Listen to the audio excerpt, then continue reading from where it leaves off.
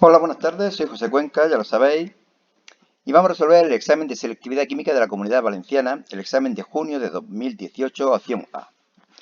Leemos el primer ejercicio. Considera las siguientes especies químicas: Br2CO, HSiCl3, CO2, NO2 negativo. Y responde a las cuestiones siguientes. A. Representa la estructura de Lewis de cada una de las especies químicas anteriores.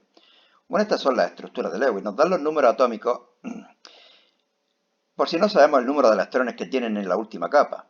Pero yo creo que es más fácil, en vez de hacer las configuraciones electrónicas, que también es fácil, es recordar que los elementos que están en el primer grupo tienen un electrón en la última capa, los del segundo grupo 2, los del grupo 13, es decir, los del boro, aluminio, galio, etc., tienen 3, los del grupo 14, 4, 15, 5, 16, 6, 17, 7 y 18, 8.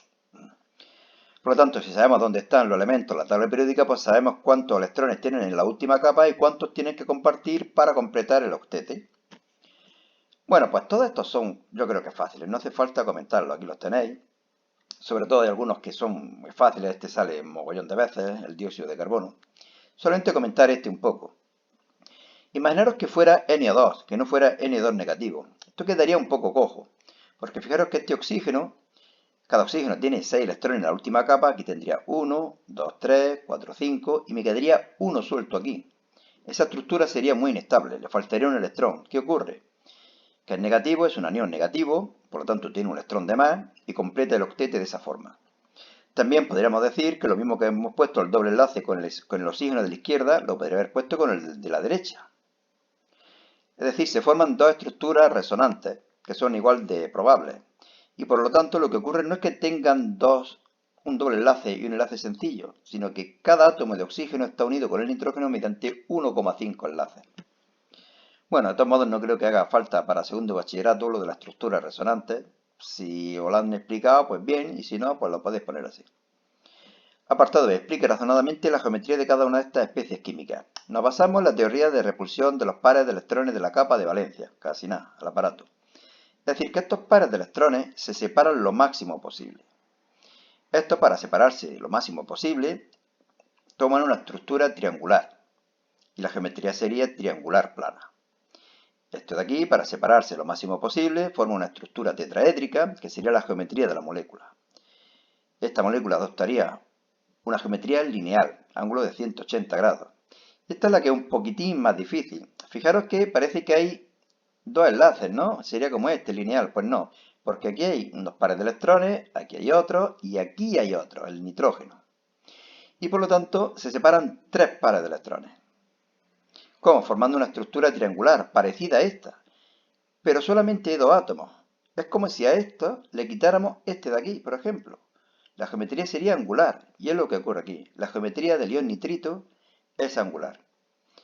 Bueno, en el apartado C nos dicen que discutamos razonadamente si las moléculas, las tres primeras, son polares o apolares. Para saber si son polares o apolares, lo único que tenemos que ver es, en primer lugar, si los enlaces son polares, que lo son todos, puesto que cada enlace está formado por dos elementos distintos que tienen electronegatividades distintas.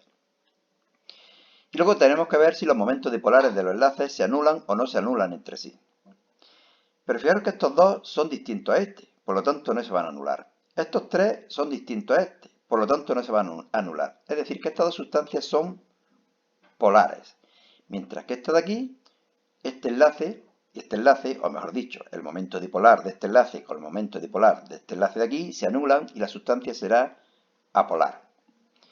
Bien, seguimos, vamos a hacer el ejercicio número 2. Aquí tenemos unas copitas de vino, ahora veréis por qué. En el proceso de elaboración del vino, la glucosa fermenta para producir etanol según la siguiente reacción no ajustada, y nos la dan. La glucosa forma etanol más dióxido de carbono.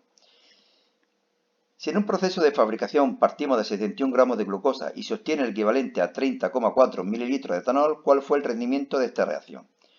Bueno, pues lo que vamos a ver es cuántos moles tendríamos que obtener de etanol a partir de los que nos dan de glucosa, y luego comparar lo que podríamos haber obtenido con lo que se ha obtenido de verdad.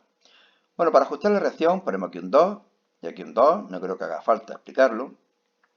Calculamos el número de moles de glucosa dividiendo por 0 por 180 y obtenemos que había 0,394 moles de glucosa antes de la reacción. Y ahora calculamos primero la masa de etanol, densidad por volumen. Y luego calculamos el número de moles dividiendo por 46, que es la masa molecular. Obtenemos 0,521 moles. Pero fijaros que en la estequiometría de la reacción me dice que se tiene que obtener el doble de etanol de los que había de glucosa. Es decir, se tendrían que obtener 0,394 por 2, 0,788 moles.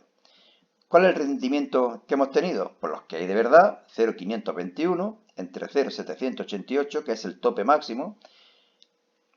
El rendimiento teórico multiplicamos por 100 y obtenemos 66,12%. Bueno, cuidadín con la bebida, tomadlo con cuidadico, Indio. El tercero, razones si son verdaderas o falsas las siguientes afirmaciones. A. Si la constante de acidez caso A de cierto ácido tiene un valor de 1 por 10 elevado a menos 6, podemos afirmar que se trata de un ácido fuerte. Falsa. La constante pequeña nos dice que es un ácido débil porque está poco desplazado del equilibrio hacia la derecha. B. Una disolución acuosa de cloruro de aluminio tiene carácter ácido. Verdadera. Fijaros que el ion amonio reacciona con agua para dar amoníaco e iones hidronio. Estos iones hidronio son los responsables de que la disolución tenga carácter ácido. C. En el equilibrio HSO4 negativo más agua para dar sulfato más iones hidronio, este es el hidrógeno carbonato. La especie de hidrógeno carbonato actúa como base. Falsa también, puesto que lo que está ocurriendo es que cede un protón al agua. Y las sustancias que ceden un protón al agua son ácidas. D. Si a una disolución de amoníaco se le añade cloruro de amonio, aumenta el pH de la disolución. Vamos a ver qué es lo que ocurre. Esto tiene un pH básico, es decir, de 7 hacia arriba. Al echarle cloruro de amonio, estamos agregando iones de amonio, y por lo tanto, según la ley del Chateller, el equilibrio se desplaza hacia la izquierda. Hay menos OH y por lo tanto la disolución es más ácida. Si era básica y pasa a ser más ácida o menos básica, se está acercando a 7 y por lo tanto disminuye el pH, que era lo que nos decían. Por lo tanto, aseveración verdadera. Ejercicio 4. Problema de equilibrio, típico. A 400 grados centígrados el óxido de mercurio 2. Bueno, y a mí yo en cuanto veo estos datos los cambio. 400 grados, 673 Kelvin. Se disocia parcialmente de acuerdo con el equilibrio siguiente. Aquí nos lo dan. K sub P nos lo dan a 400 grados centígrados. Se introduce una muestra de 10 gramos de óxido de mercurio. Y lo primero que hago es pasarlo a moles. Y aquí me había equivocado yo. Había puesto 232. ¿Qué había hecho? No sé por qué. Peso atómico del oxígeno 32. Lo confundí con el peso molecular del oxígeno. Bueno, ya digo que lo paso a moles y obtengo un valor de 0,46. En un recipiente de 2 litros, lo ponemos por aquí, 2 litros, en el que previamente se ha hecho el vacío y se calienta hasta alcanzar los 400 grados. Calcule A la presión total en el interior del recipiente cuando se alcance el equilibrio. Bueno, si aquí teníamos 0,046, cuando se alcance el equilibrio me quedarán 2x menos. No sé qué cantidad, pero 2 por x. Ese 2 es este de aquí. Aparecerán de mercurio 2x y de oxígeno x.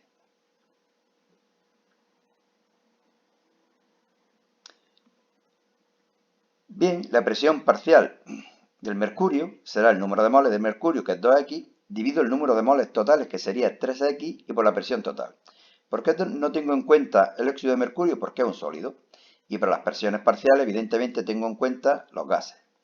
La presión parcial del oxígeno, sus moles x, dividido moles totales, 3x, por presión total.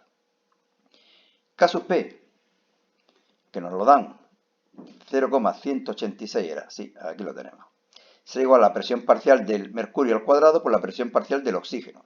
La presión parcial del mercurio al cuadrado sería la X se va, evidentemente, 4 novenos de la presión total al cuadrado.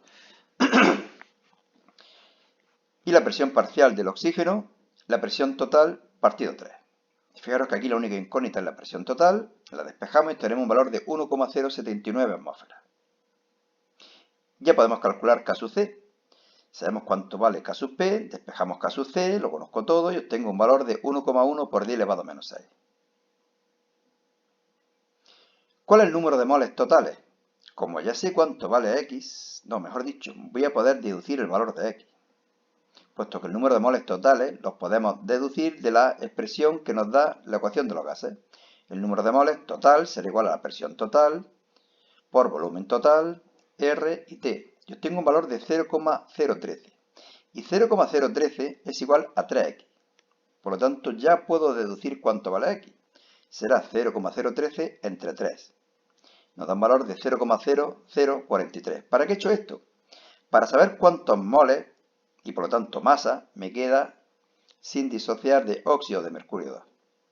Los moles que me quedarán serán 0,046 menos 2 por 0,0043, lo que es lo mismo 0,0374. Multiplico por la masa molecular, 8,10 gramos.